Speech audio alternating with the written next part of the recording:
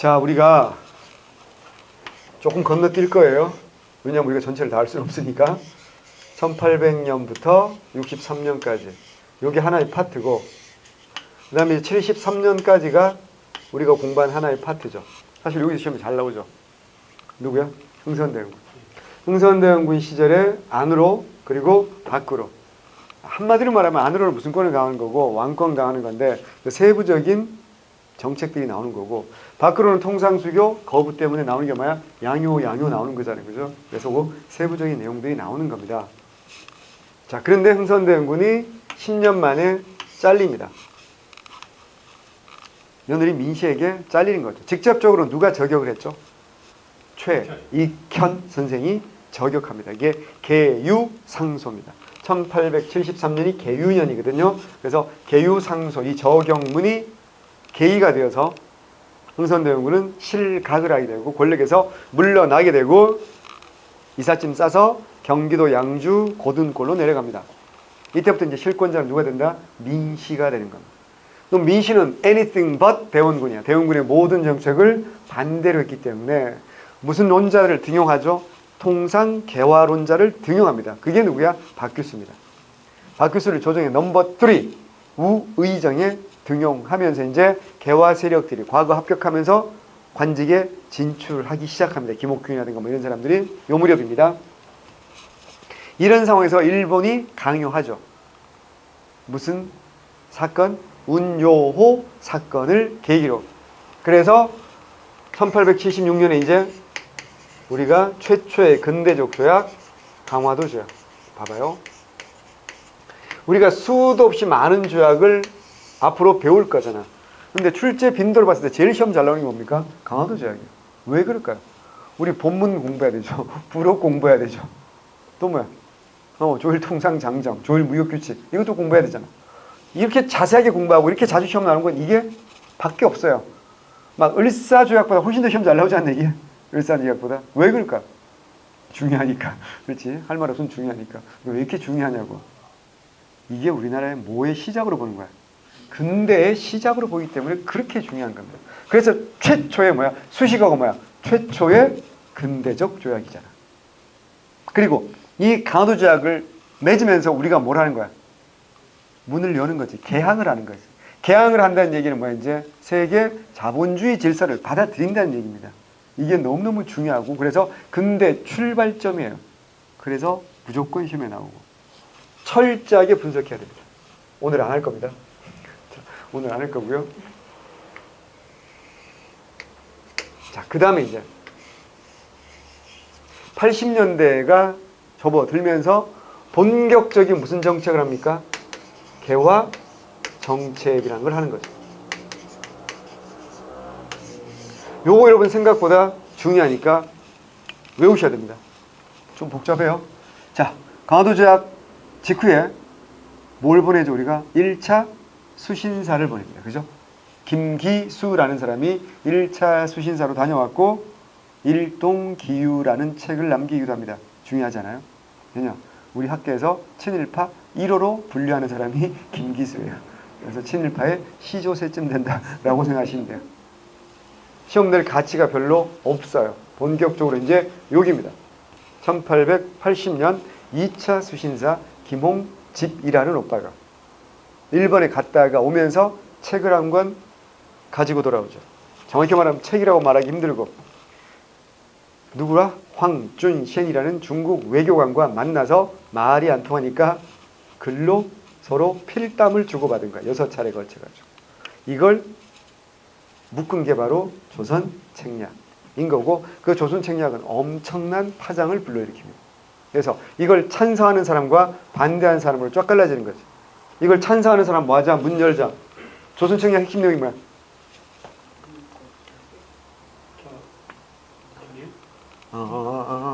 잘했어.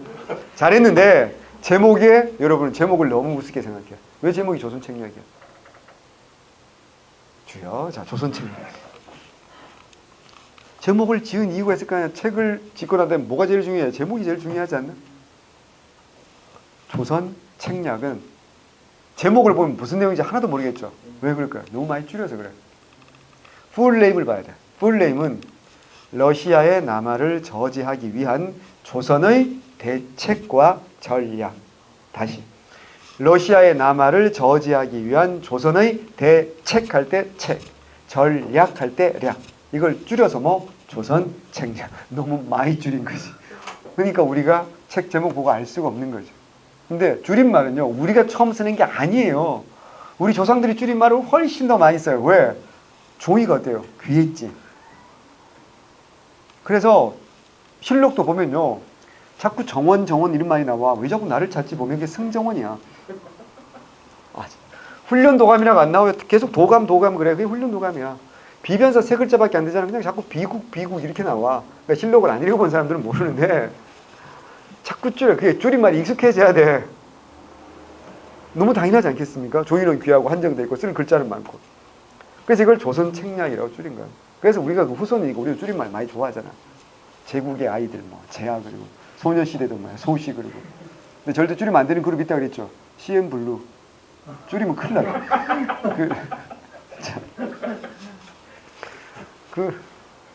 줄여 봐봐 CN블루.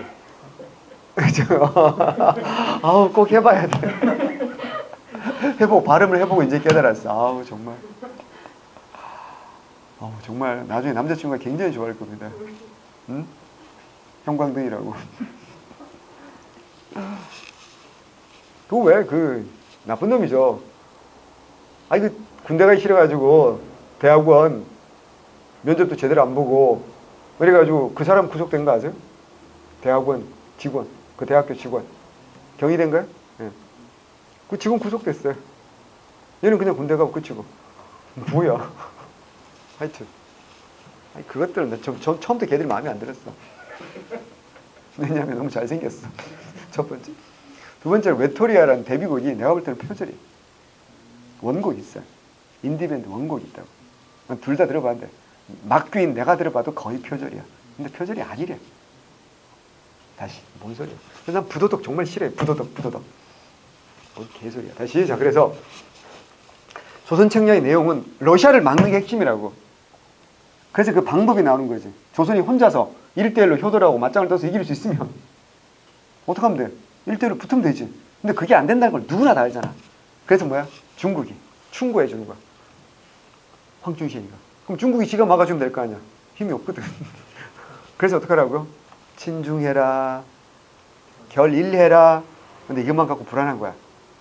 뭐라고? 연미해라. 그럼 조선 책략의 핵심은 뭘 것 같아요? 연미해라가 핵심이야. 왜? 중국과 일본은 이미 어때요? 조선이 국교를 맺고 있잖아. 중국하고 어떻게 더 친해? 군신관계인데. 일본하고도 이미 무슨 조약을 맺은 다음이야? 강화도 조약을 맺은 다음이기 때문에 이미 연결돼 있잖아. 핵심은 뭐라고요? 연미. 미국과 조선은 국교가 있어 없어? 없지. 근데 미국과도 국교를 맺어서 미국이라는 나라의 도움을 받아서 러시아를 뭐야? 막자라는 게 이 조선 책략의 핵심적인 사상이야. 그럼 핵심 뭐라고요? 미국과 국교를 맺어야 되지. 찬성하는 사람 어떤 사람이야? 아니 우리는 이미 일본과도 국교를 맺었는데 일본을 때려서 강제로 개항을 시킨 게 아까 미국이었잖아. 봤잖아. 지난과에서. 그럼 일본도 훨씬 힘센 뭐야? 미국. 문을 활짝 열어서 받아들이자. 라는 생각이 무슨 사람이면 무슨 생각이야? 개화사상이야. 반대. 그 다음에 일본과는 달리 미국과 국교를 맺는다는 건 심각한 문제가 있어요. 뭐가 있어요? 국교를 맺으면 그 나라에 뭐도 들어오겠어? 종교, 사상도 들어오겠지. 뭐야? 하나님 믿는 뭐야? 크리스트교 들어오지. 그럼 뭐라고요? 평등사회잖아 이거는. 이거 받아들이기가 너무너무 어렵겠지. 누가? 위정척사 쪽에서. 그래서 이 위정척사 쪽에서는 봐봐요. 이쪽 편에서도 외세가 문 열어라 라고 하는 애들이 있었지. 그때 우리는 뭐 했어? 화해하면 안 되고요. 전쟁해야 됩니다 라고 타서 이항로 선생을 중심으로 척화 주전론을 정했어. 강화도 제약 체결할 무렵에 5가지 개항을 하면 안 되는 이유를 조목조목 밝히셨고 그 중에 핵심이 외놈과 양놈은 이미 하나가 되었다는 뭐야? 외양 일체론으로 유명한 누구야? 최익현 선생도 있었죠. 그리고 개화 정책 핵심이 뭐라고요? 여러분 외워야 돼. 이거 뭐라고? 조선 책략은 워낙 중요하니까 외워야 돼. 그럼 여기에 대해서 어떻게 한다? 반발하는 게 있어야 돼, 없어야 돼? 있어야 되겠죠. 그게 뭐야? 그렇지, 잘했어. 영남 만인수. 또 홍제하게 많은 척사소. 소는 상소 이런 뜻이잖아. 영남지방 유학자 만명이 연명으로. 그러니까 이 만손이라는 사람이 소두야. 소두는 뭐야? 상소의 우두머리를 소두라고 하는 거야. 이 사람이 상소문을 쓰는 거야. 저는 아니되옵니다. 러시아, 미국, 일본은 전부 다 뭐를 따릅니다? 오랑캐를 따릅니다. 모두 다 오랑캐임을 어떻게 한다? 누구랑 손잡고 누구를 배척하고 말도 안 되는 겁니다. 전부 다 미국, 일본, 러시아는 전부 다 오랑캐임으로 모두 다 배척할 대상이다 라고 주장하는 거야. 근데 이것은 일개 선비의 주장이잖아. 무게가 가볍잖아. 그래서 이건 저 혼자만의 생각이 아니라 저와 같은 생각 가진 사람이 많아요 라고 증명하기 위해서 뭐 하는 거야? 이 사람들한테 가서 사인을 받는 거야. 그러면 그 찬성하는 선배들 이름을 쓰고 사인을 하는 거야. 문제는 종이가 작지. 10,000명이나 사인을 받으려고 그래봐. 장난 아니겠지. 종이를 풀로 계속 붙여. 그래서 이걸 둘둘 말면 길이가 100m가 넘어. 얼마나 무겁겠어요. 이걸 둘둘둘 말아가지고 술에 싣고 오는 거야. 왜? 10,000명의 사인을 진짜로 받아야 되니까. 그래야지 이게 뭐야? 무게감을 가지는 거잖아. 우리 경상도 선비 전체 뜻이 이러합니다. 하지만 당시 실권자는 누구였어? 민실. 민실은 이미 어느 쪽이었어? 이쪽이었지. 그래서 어떻게 한다고요? 미국과 국교를 맺어 안 맺어? 맺지. 그럼 어떻게 하는지 갈등이 생겨 안 생겨? 생길 수밖에 없겠죠. 그 갈등 속에서 뭐가 나오는 거야? 이모군란이 나오는 거야. 자, 그리고 그해 12월 달에 최초의 근대적 행정 조직이 하나 만들어집니다. 뭐지? 최초의 근대적 행정 조직. 통으로 시작해. 통리, 기무, 아문. 잘하네. 이렇게 잘하는데 왜 틀렸을까? 그리고 1881년에 뭐가 파견됩니까? 일본의 수신사. 그죠? 수신사 파견됩니다. 그리고 4월 달에 수신사 보내고요. 조사 시찰단. 먼저 보냅니다. 4월 달에. 그리고 5월 달에 이제 별기군이 만들어집니다. 그리고 9월 달에 이제 청나라에 뭐야? 영산사. 보내는 거죠. 제가 지금 뭐라 했어요? 수신사라고 그랬어요? 아니, 1881년에는요. 뭘 보니까? 조사 시찰단이야. 1880년에 2차 수신사 가죠. 그리고 이모군란 이후에 3차로 갑니다. 그게 누구냐면 박용효가 가는 거고요. 그 수신사는 그렇고요. 그러니까 수신사는 몇 차가 제일 중요해요? 2차가 제일 중요해요. 2차가 제일 중요합니다. 김홍집. 그리고 81년에 뭐 한다고요? 4월 달에 조사 시찰단. 5월 달에 별기군. 그리고 9월 달에 영산사. 영산사는 어디 보낸 거죠? 청나라. 텐진에. 김윤식을 단장으로 청나라의 무기 제도술과 군사훈련법을 배워옵니다. 근데 이모군란이 국내에서 딱 터지면서 재정난도 있고 이모군란 터지면서 급하게 돌아옵니다. 1년 만에 돌아와서 1883년에 뭘 만들죠? 근대적으로 무기 만드는 무슨 창? 기기창. 그렇지. 어우 잘한다 역시. 훌륭한 자원급제. 다시. 이렇게 쭉 개화정책 해나가다 보면 이익을 보는 사람도 있거든요. 손해를 보는 사람도 있는 거예요. 대표적으로 손해보는 게 누구라 했어요? 99년이지. 5군영이 이영으로 줄어들잖아. 무위영과 장어영으로 줄어들고 그 무위영 아래 신식군대 뭘 만들어? 별기군 만들고 얘들한테는 무기도 좋은 무기 주고 월급도 많이 주는데 남아있는 군인들 어때? 월급을 안 준다 그랬지. 13개월 지나 월급을 안 줬다고. 차별되고 심각했지. 누군가 중간에 다 삥 쳤겠지. 그래서 정부에 당연히 어때? 정부 정책을 비판할 수밖에 없는 거고 여기에 이제 정부의 반정부 세력이 당연히 존재하는 거지. 민시 세력이잖아. 민시를 누가 제일 싫어해? 대웅군이 제일 싫어하겠지. 대웅군 인생의 최대 실수가 민시를 며느리를 얻은 거 아니겠니? 그래서 결국 그 대웅군 세력과 99인 세력이 합세해서 들고 일어났다라고 볼 수 있는 거예요. 그러니까 이게 나중에 설명할게요. 그게 뭐라고요? 이모군란. 이게 82년에 이모군란.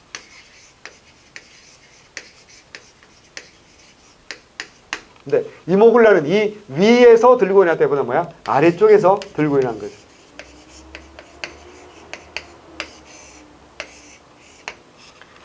이 이모군란을 계기로 이 개화 세력이 둘로 갈라지는 거 아시죠? 개화 세력이 둘로 갈라지는 거. 자, 이모군란의 이후의 상황은 결정적으로 외워야 돼. 어느 나라 목소리가 커지는 거야? 청나라 목소리가 엄청나게 커집니다. 뭘 보면 알아요? 내준 조약을 봐봐요. 첫 번째, 그죠? 정치적으로 뭐가 오죠? 고문이 오죠. 기억나요? 청나라 추천 이름부터 기분 나빠요. 마젠장. 그 다음에 독일 사람인데, 그렇죠? 그리핀도르 출신이라고 그랬죠. 멜렌도르프 마법사 이 형이 오는 거고. 그 다음에 누가 한다고요? 조청 상민 수륙 무역장정책이랬고요. 또 하나 군사로 뭐야? 원세계 위안 스카이 이런 애들이 내정을 간섭합니다.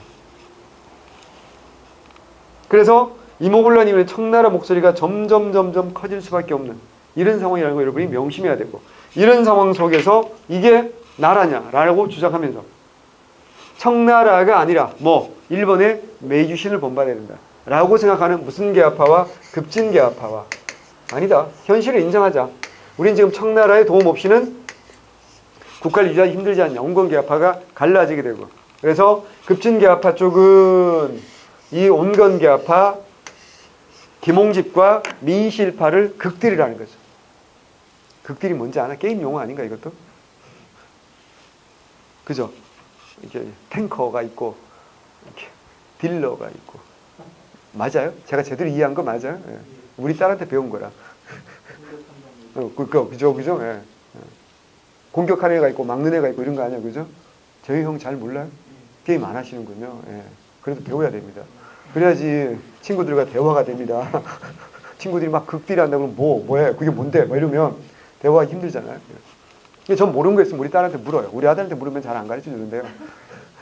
우리 딸한테 물으면 이렇게 되게 설명을 잘 해줘요. 그래서 난 우리 딸이 선생님이 됐으면 좋겠는데 지는 의사가 되고 싶대요. 의사는 별로 좋은 직업이 아니에요. 의사의 남편이나 의사의 부인이 좋은 직업이에요. 의사는 힘들잖아요. 하루 종일 일해야 되죠. 돈을 쓰기가 힘들거든요. 돈 쓸 시간도 없고. 이제 그걸 함께 공유하는 사람이 승자죠. 뭔 개소리야. 아시죠? 온건과 급진의 충돌. 그래서 급진계합파는 온건계합파를 뭐라고? 니네는 4대당이다. 그리고 수구꼴통당이라고 욕을 하는 거고. 그럼 니네는 뭐니? 그럼 우린 개화당이다. 우리는 뭐다? 독립당이다. 라고 하면서 충돌한 이 사건으로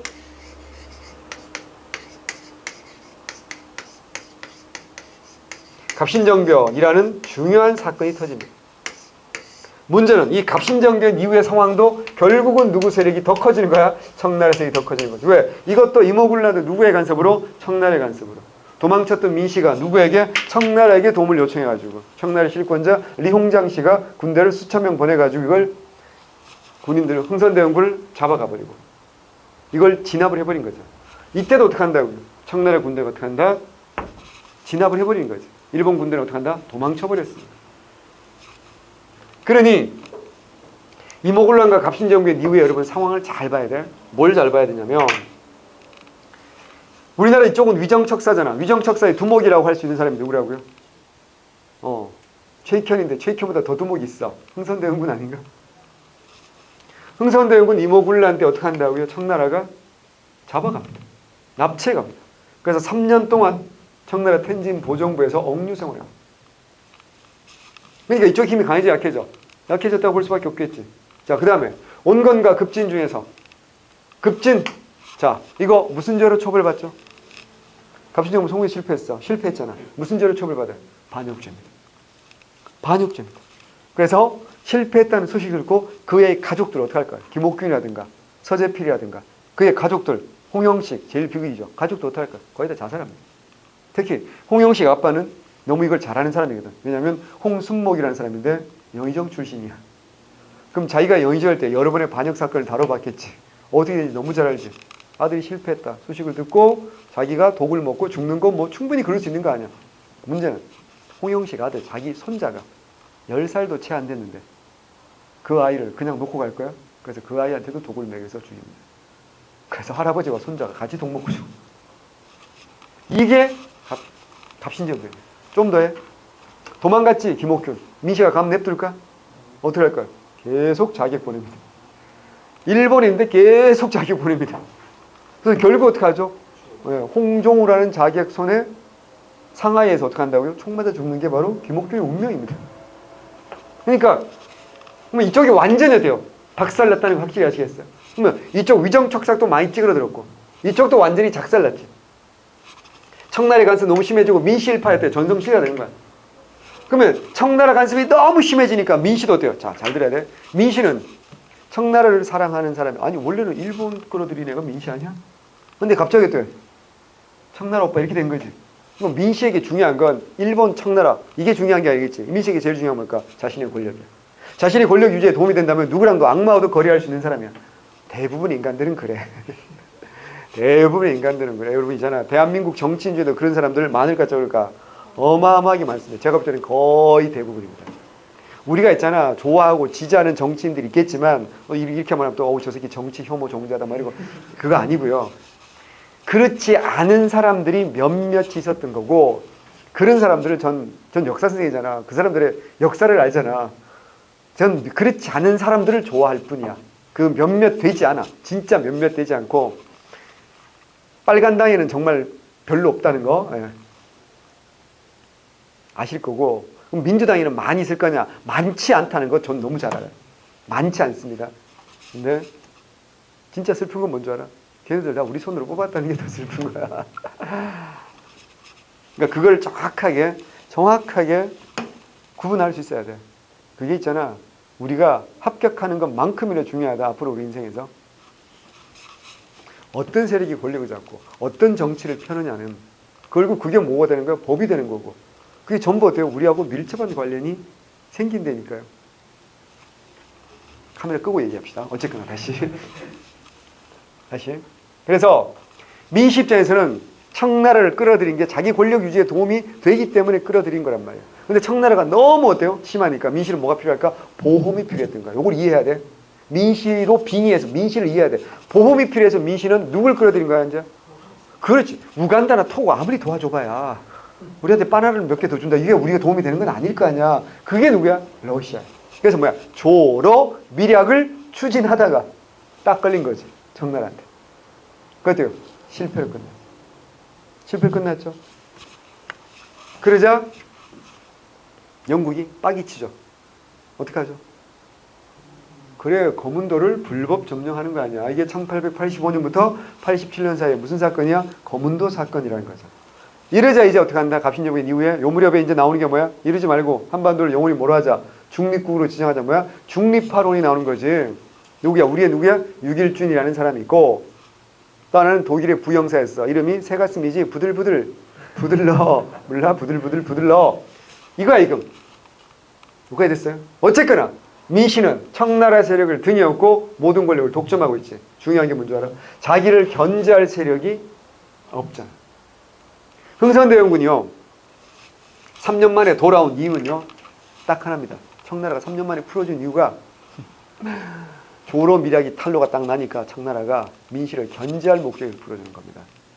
그래서 흥선대 딱 풀어주고 민씨한테 견제구를 딱 던지는 겁니다. 너 계속 그딴 식으로 나오면 대원군에게 우리가 힘을 실어줄 수도 있어. 그래서 대원군이 3년 만에 돌아왔어요. 근데요. 놀랍게도 흥선대원군 집 앞에는 차단봉이 설치됩니다. 겉으로 뭐라고 한지 아세요? VIP니까 보호해드려야 된다. 아무나 출입할 수 없도록 하겠다. 그래서 경비를 삼엄하게 씁니다. 하지만 무슨 말인지 아시겠죠? 아무도 들어갈 수 없게 합니다. 사실은 뭐라고요? 강금이에요. 그래서 대원군을 철저하게 고립시켜버립니다. 누구 아이디어겠어요? 민씨 아이디어죠. 머리 좋은 여자잖아. 겉으로 뭐라고요? 보호, 사실은 뭐야? 강금. 너 마찬가지죠. 좀 전까지 뭐야? 공부, 사실은 강금 뭐 이랬던 거잖아요. 그지? 이런 거라. 그러면 민씨를 견제할 세력이 없잖아. 생각해봐. 우리 그 유명한 명제 알잖아. 절대 권력은 절대 깨끗해져요? 부패해요? 부패하죠. 절대 권력은 절대 부패하게 돼 있어요. 자, 여러분 있잖아. 혼자서 공부해봐. 절대 공부가 안 되게 돼 있어. 하루 이틀은 되는 것처럼 느껴질 때도 있죠. 될 때도 있어요, 사실. 근데 이게 지속이 안 되는 거거든요. 왜? 절제한다는 게 정말 힘들어요. 절제. 옛날부터 성인들도 말씀하셨어요. 제일 힘든 게 뭐냐? 신독이라고 했어. 혼자 있을 때 삼가하는 거. 이건 성인의 경제가. 내가 있잖아. 성인 군자라 그랬잖아. 우리 같은 보통 사람, 소임대라든가 이런 사람들은 절대 그걸 할 수가 없다 그랬어. 그래서 뭐가 필요한 거야? 학원이 필요한 거야. 그래서 진짜 혼자서 집에서 독학으로 합격한 사람들은 정말 대단한 사람들이고 정말 독한 사람들하고 들이고요. 그런 사람들하고 친하면 안 됩니다. 친하기도 힘들고요. 미안해, 편집해줘. 성격이 정말 한쪽으로 딱 치우치지 않으면 정말 힘들어요. 그러니까 우리가 혼자서 집에서 공부 못하니까 여기 나왔다는 건 우리가 보통 사람이라고. 긍정적인 면이야. 그러니까 나의 나약함을 막 스스로 막 자책하고 그러면 안 돼. 아, 난 그냥 보통 사람이구나. 나는 평범한 사람이구나. 난 그냥 어울려 살아야 될 사람이구나. 오히려 축복받은 건지도 몰라. 난 정말로 그렇게 생각해요. 한쪽으로 너무 치우친 사람들 있잖아. 너무 자기 생각 강한 사람들 있잖아. 사회생활이 정말 힘들다. 나중에 한번 보라니까. 그렇게 혼자서 막 열심히 독학해가지고 막 지방에서 인강은 독학이 아니잖아. 이런 사람들 공무원 생활하기 쉽지 않다니까. 올려 살기 쉽지 않다니까. 내 인생 경험이니까 동의하지 않으셔도 돼. 절대 시험에 안 나가. 걱정하지 마. 절대 권력은 절대 부패하는 거야. 그럼 민심은 어떻게 하는 줄 알아요? 과거 부정 저지릅니다. 아까 봤잖아. 세두정치 때도 똑같은 거지. 그러니까 세두정치로 돌아가는 거야. 근데 과거를 1년에 몇 번 보는 줄 아세요? 10번씩 봐요. 무슨 원래고사지. 여름방학, 겨울방학 빼고 과거를 10번씩 봅니다. 원래 알잖아. 과거는 10년씩은 원래 3년에 한 번 보는 거잖아요. 그죠? 왜 그래야 돼? 과거 합격증을 남발하지. 그럼 과거 합격증이 가진 사람이 많다는 얘기는 뭐야? 관직에 진출할 자격자가 많아지는 거지. 근데 뭐가 안 되는 거야? 임용이 안 되는 거야. 생각해봐. 우리도 생각해봐요. 합격을 했는데 합격증은 받았어. 근데 임용은 어때요? 안 될 수도 있잖아. 빨리 되는 사람도 있고 늦게 되는 사람도 있는 거 아니야? 근데 이걸 너무 많이 합격자를 뽑으면 예를 들어서 한 10만 명을 뽑았다 치자 올해. 10만 명을 뽑아버리면 빈자리가 안 생기니까 어때요? 나 언제 자리 생기나? 계속 기다려야 되겠지. 그럼 여러분 뭐 할까 그때? 좋은 자리로 가기 위해서 놈을 쓰고 하지 않겠습니까? 당연히 그런 짓을 하려고 하지 않겠습니까? 그래서 또 나오죠. 뭐 나올까? 매관, 매직. 오리지널 세도 정치하고 어때요? 똑같이 가는 거지. 근데 이때는 오리지널 세도 정치보다 훨씬 더 심각했어. 왜? 오리지널 세도 정치 때는 적어도 외세는 우리를 괴롭히지 못했지. 우리가 갇혀 있었으니까. 근데 이제 개항이 됐지. 외세까지 어떻게 한다? 우리 어때요? 침탈에 들어옵니다. 그럼 어때요? 설상가상이고 내우외환이지. 미쳐버리지 않겠습니까? 우리 민중들이? 사는 게 어때요? 사는 게 아니라고. 그럼 어떻게 해야 돼? 뭔가 희망이 필요하다 그랬지. 무슨 희망? 그래! 이 얘기하고 싶은 거야. 내일은 오늘보다 좀 나아질 거라는 희망. 그리고 억울한 일을 너무너무 많이 당하지. 왜? 탐관오들이 득식을 해. 탐관오들이 어떻게 한다? 내 걸 어떻게 막 뺏어가고 죄 없는 날 잡아다가 막 때리고 벌금 막 물리고 막 할 거 아니야. 억울하지? 요즘 어떡하? 요즘 억울한 생이 뭐돼? 카페 같은 거 만들지 않니? 그래가지고 조직화하지. 이때는 온라인 카페가 없잖아. 사람들이 모이는 거야. 그게 어디서 모인 거야? 동학으로 모이는 거야. 그래서 동학 쪽으로 사람들을 등을 엄청 떠밀어준 1등 공신 전도사 중에 최고의 전도사가 민시야. 아니 역설적으로 생각해봐요. 사람들이 먹고 살만하고 평온했으면 굳이 동학이라는 종교에 기어 들어갈 이유가 없는 거잖아. 그래서 동학의 숫자가 점점 많아집니다. 숫자가 점점 많아지면 사고를 칠 동력이 생기는 거잖아. 쓰지 마지. 근데 동학은 합법이야, 불법이야? 불법이라는 걸 명심해야 돼. 동학이 불법이라는 걸 알아야 돼. 이 1894 숫자를 쓰기 전에 그래서 동학은 어때요? 숫자가 많아지니까 무슨 생각이 들어요? 동학을 어때요? 합법적으로 인정받지 않는 생각이 들지 않을까요? 그래서 한 게 뭐라고요? 동학이 불법이 된 이유가 뭐야? 최재우가 아까 얘기했잖아. 최재우가 혹세무민이다. 세상을 현혹하고 백성을 어지럽힌 나쁜 놈이다. 한마디로 뭐야? 허경영스러운 놈. 이래가지고 어떻게 한다고요? 처벌받아 죽은 거 아니야? 그럼 뭐야? 이 동학이라는 종교의 할아버지 뭐야? 교조가. 나쁜 사람이 아니라 좋은 사람이다. 그의 억울함과 원통함을 뭐야? 풀어주세요. 라는 운동으로 출발하지 않을까? 자, 요건 어떤 성격일까? 정치적이야, 종교적이야? 종교적 성격을 띠는 이 운동으로 출발한다고. 그래서 1892년이야. 10월달 어디에서? 공주에서 1000명 넘게 모입니다. 11월 삼례에서 이번엔 수천 명이 모입니다. 그리고 1893년 어디에 모이냐? 임금이 살고 있는 궁궐에 찾아가서 엎드려서 상소한다. 그래서 복합상소, 엎드릴 복잡. 이것까지 하면서 우리 동학은 잘못이 없습니다. 최재우의 억울한 죽음을 풀어주세요. 그리고 동학을 인정해주세요 라고 했다고. 근데 정부가 이걸 들어줄까 안 들어줄까? 들어줄 이유가 없잖아요. 안 들어준다고요. 조선이란 나라와 나라의 유교, 성리학 체제와 완전 다르니까 안 들어준다. 그러면 동학은 억울할까 안 억울할까? 엄청 억울하겠지. 왜? 우리 동학이 뭔가 잘못한 게 있으면 어떻게 하면 돼? 고치면 되지. 근데 잘못한 게 아무리 봐도 없고 첫 번째. 두 번째, 평등 주장하는 게 못 돼서. 잘 봐요. 진짜 동학이 억울했던 이유는요. 또 있어요. 왜? 기억나요? 이때 같이 탄압받았을 때는 어때요? 덜 아프지. 둘이 싸웠어. 둘 다 끌려가서 교무실 가서 대표님한테 뒤지게 맞았어. 그럼 어때요? 덜 아프지. 왜? 같이 맞았잖아. 그게 뭐야? 박해였지. 천주교. 이때쯤 되는 거 어때? 인정받아요? 인정 못 받아요? 인정받았어요. 잘했어. 언제? 우리나라의 천주교가 공식적으로 인정받는 거 알아야지. 조프. 프랑스와 조프 수호 통상조약 맺으면서. 외운다? 그게 언제? 1886년. 친하게 지내. 번호 땄어? 친하게 지내. 1886년 프랑스와 국교를 맺으면서 천주교 포교의 자유가 인정됩니다. 자, 잘했어. 하늘 잘했어. 자, 그럼 개신교는? 개신교도 이 무렵에 포교의 자유가 인정됩니다. 누구 때문인지 혹시 알레나 모르겠네요. 알걸? 알렌. 알렌이라고 들어봤어요? 알렌 뭐하는 오빠야?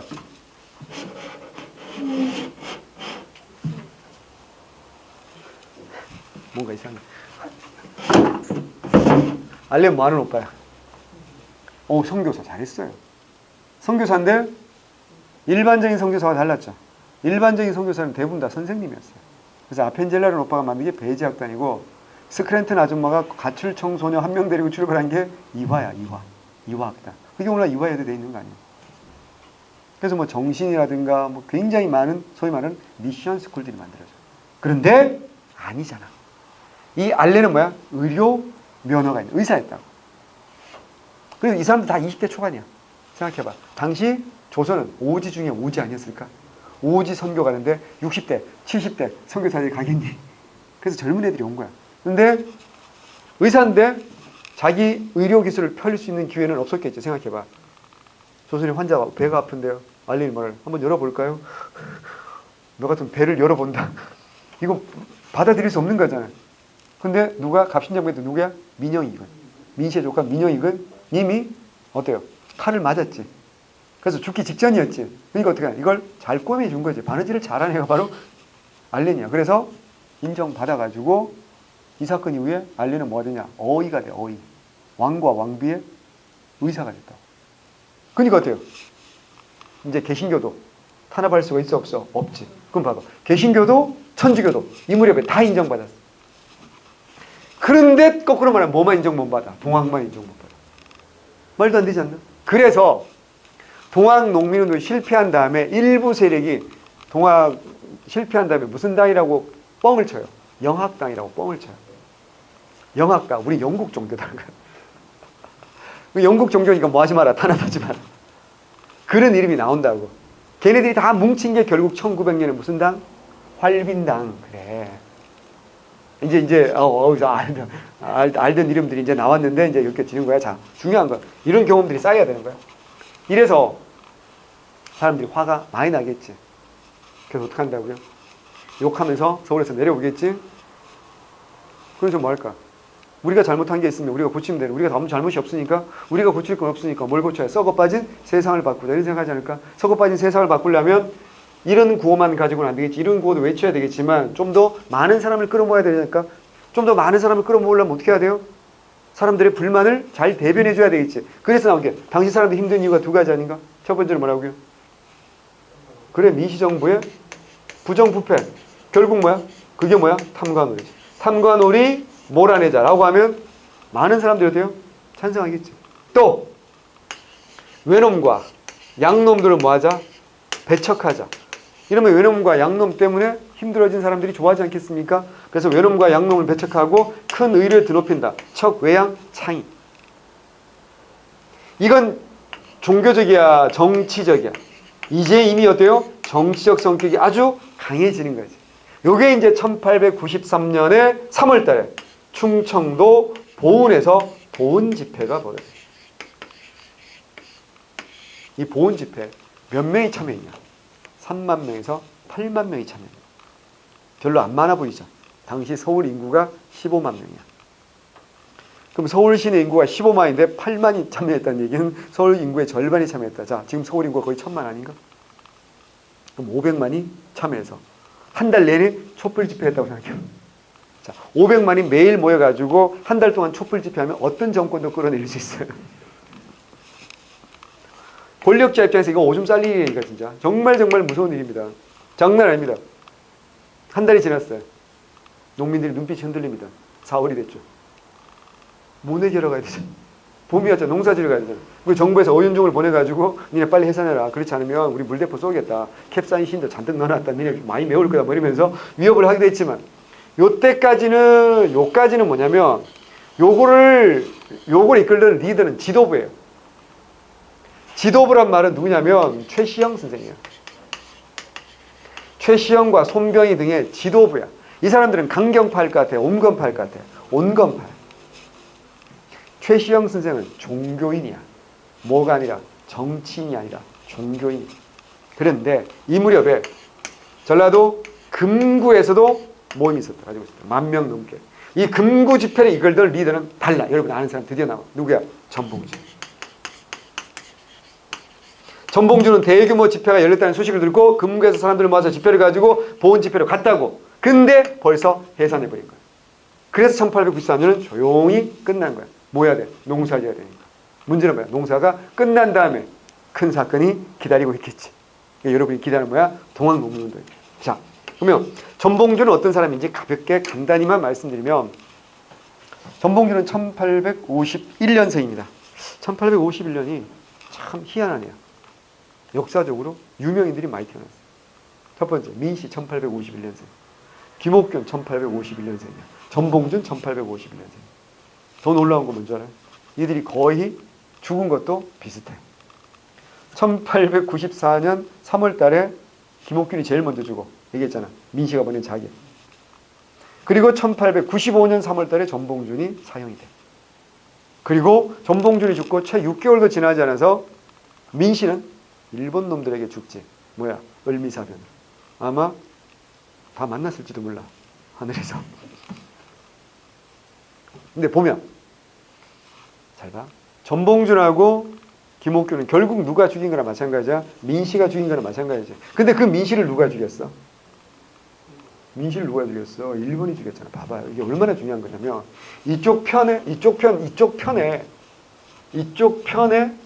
리더 중에 이쪽 편의 리더 실권자 누구야? 민씨였지. 이쪽 편의 리더 누구야? 김옥균이지. 이쪽 하층민 쪽의 리더가 누구야? 전봉준이지. 봐봐. 전봉준, 김옥균은 민씨가 죽였는데 그 민씨를 누가 죽여? 일본이 죽여. 결국 최후의 승자가 누가 될지 답 나왔지. 일본이 결국 최후의 승자 되는 거 아니야. 우리끼리 이렇게 싸우다가. 참고로 흥선대원군은 1898년에 79세의 나이로 늙어 죽습니다. 그럼 전봉준은 어떤 사람이냐? 지식인이었지 뭐 그냥. 서당의 훈장 노릇도 했던 지식인이야. 그러니까 뭔 소리냐면 글을 아는 사람이었다는 거죠. 그게 이 사람의 비극이라니까. 그러니까 봐봐. 당시 농민들 억울한 일이 너무 많잖아요. 억울한 일을 많이 겪은 농민들 어떻게 해야 돼? 싸우고 싶겠지. 정부하고. 조선은 법이 있는 나라잖아. 그러니까 어때요? 소송을 한다고. 근데 소장을 쓰려면 뭘 해야 돼? 글을 알아야 돼. 그럼 글 아는 사람 찾아가야 되겠지. 자, 글을 아는 임종원을 찾아와. 임종원이 어떻게 할까? 써줄까 안 써줄까? 안 써. 난 소심하다니까. 이거 누구랑 싸워야 되는 거야? 정부하고 싸워야 되는 거야. 일개 소시민이 글 좀 안다고 정부와 싸운다? 나는 그런 짓 안 할 거라고. 근데 이걸 써주는 사람이 누구였던 거야? 전봉준이었던 거야. 왜? 얘기를 들어보면 너무 억울하니까. 그래서 당연히 농민 이기겠지. 그리고 써준다? 근데 재판을 누가 해? 또 탐관오리가. 왜? 조선은 탐관오리 천지니까. 팔이 안으로 굽으니까 어떻게 한다고요? 당연히 또 탐관오리가 이겨. 그럼 뭐 억울한 사람 또 찾아오겠지.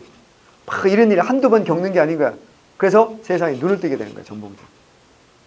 그럼 전봉준은 무슨 할까요? 이 썩은 세상을 어떻게 하고 싶어? 바꾸고 싶겠지. 그런데 일개 선비가 어떻게 바꿀 거야? 뭐가 필요해? 조직이 필요하지. 그래서 전봉준은 조직으로 들어가는 거야. 전봉준이 동학에 들어간 게 1890년 무렵이야.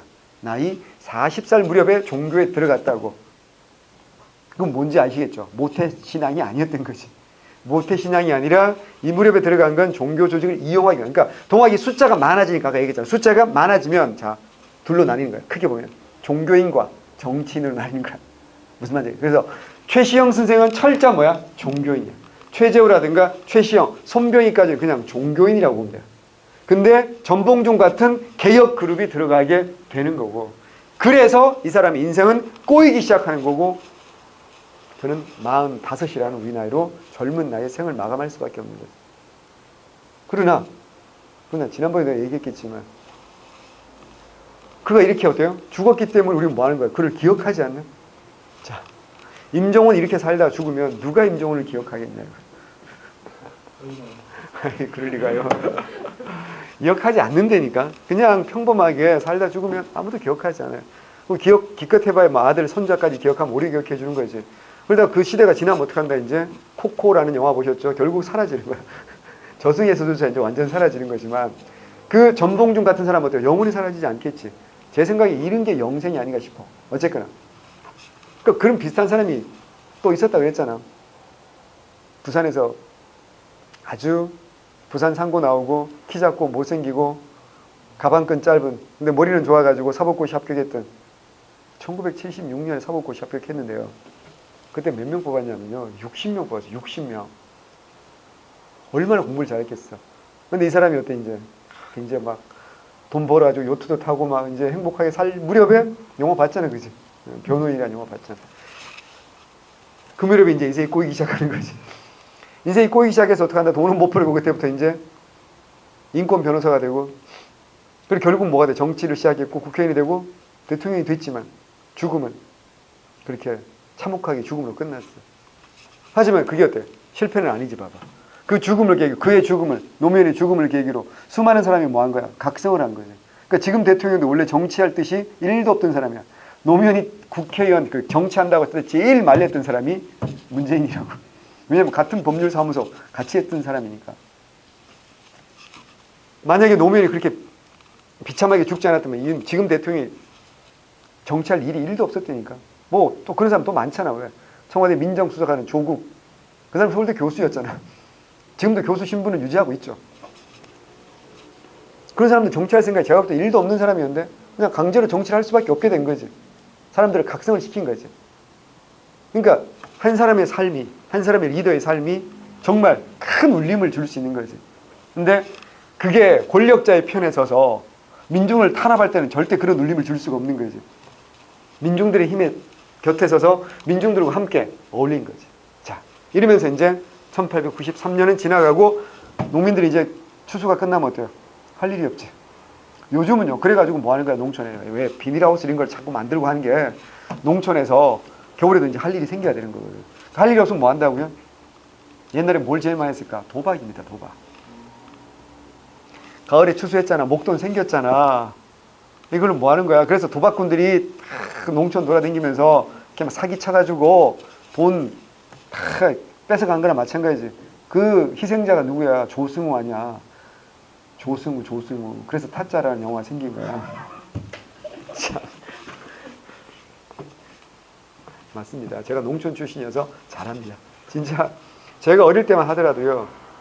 시골에서 그냥 사랑방이 이렇게 모이면 그냥 화투 치고 막 이렇게 노는 거였거든요. 어쨌거나. 그러면서 어떻게 한다고요? 남자들은 보면, 여자들은 보면 주로 연예인 얘기하고 드라마 얘기하고 그런 얘기 많이 하지 않습니까? 예. 먹방 얘기 뭐 이런 거 하고. 남자들은 모이면 그런 것도 하지만 게임 얘기, 야구 얘기, 축구 얘기하고 또 빠질 수 없는 게 또 뭐야? 정치 얘기 많이 하지 않습니까? 요새는 아닌가요? 우리 때는 그랬는데. 어쨌거나. 그러면서 현실에 대한 뭐야? 불만이 어때? 점점 어때? 많아지겠지. 그 불만이 빵 터진 사건. 이게 뭐라고요? 동학 농민운동. 이겠죠, 그죠? 네. 좀만 쉬었다가 계속하겠습니다.